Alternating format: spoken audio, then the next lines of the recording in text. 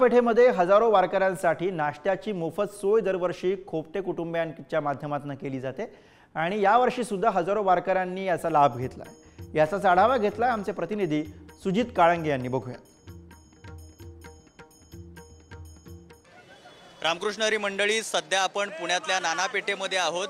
नाना पेठेमध्ये जसं एका बाजूला निवडुंगा विठोबा मंदिरामध्ये वारकरी दर्शन घेण्यासाठी रांगा लावतात, त्याच पद्धतीनं नाश्ता करण्याची सुद्धा सोय या ठिकाणी काही संस्थांच्या माध्यमातून करण्यात आलेली आहे। आपण पाहतोय की या ठिकाणी सुद्धा नाश्ता करण्यासाठी वारकऱ्यांच्या रांगा लागलेल्या आहेत।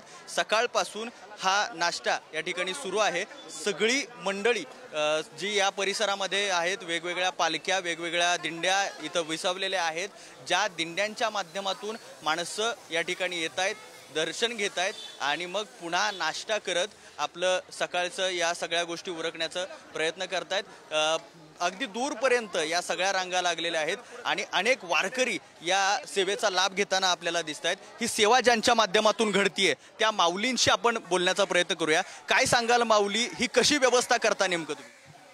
आता हे खूप वर्षांपासून आमचे धीर निलेश थोपटे सामाजिक कार्यकर्ते आहेत आणि संत तुकाराम संत ज्ञानेश्वर पालखीचे आम्ही इथे 7-8 वर्षापासून हे या पद्धतीने आम्ही त्यांना थोडं फुलाची पाकळी करण्याचा प्रयत्न करतोय।